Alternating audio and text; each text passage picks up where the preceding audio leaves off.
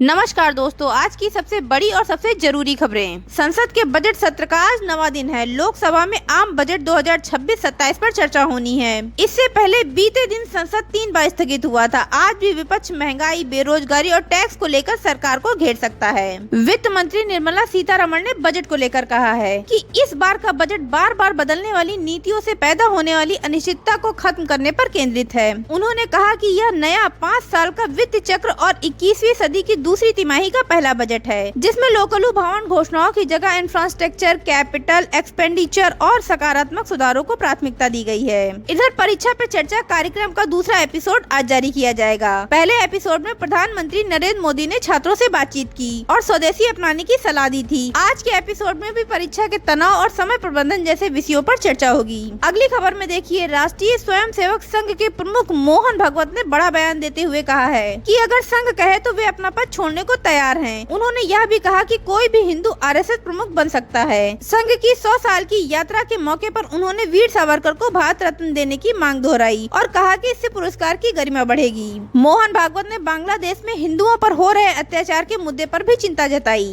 उन्होंने कहा कि बांग्लादेश में आज भी करीब 1.25 करोड़ हिंदू रहते हैं और अगर वे एकजुट हो जाएं तो अपनी सुरक्षा और अधिकारों के लिए मजबूत भूमिका निभा सकते हैं। चलिए बढ़ते हैं अपनी अगली खबर की ओर। आर्थिक मोर्चे पर केंद्रीय मंत्री शिवराज सिंह चौहान ने भारत अमेरिका व्यापार समझौते को लेकर बड़ा बयान दिया। उन्होंने कहा कि यह डील भारतीय अर्थव्यवस्था को नई ऊंचाइयों तक ले जाएगी और इससे निर्यात, निवेश और रोजगार को बढ़ावा मिलेगा। वहीं अमेरिका की ओर से भारत पर लगाए गए 25% टैरिफ को हटाने का फैसला भी लागू हो चुका है। इसके साथ ही भारत और अमेरिका के बीच एक अंतरिम ट्रेड डील प्रभावित हो गई, जिससे भारतीय सामान अमेरिकी बाजार में सस्ता होगा।